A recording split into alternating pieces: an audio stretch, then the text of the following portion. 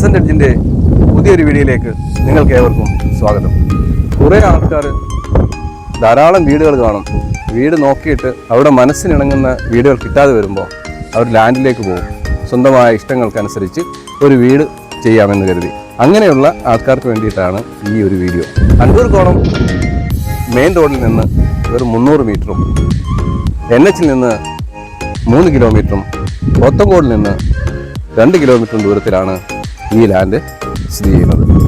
5, 6 എന്നീ സെൻസുകളായി ഡിവൈഡ് ചെയ്തിട്ടുള്ള നല്ല നിരന്ന കരഭൂമിയാണിത്.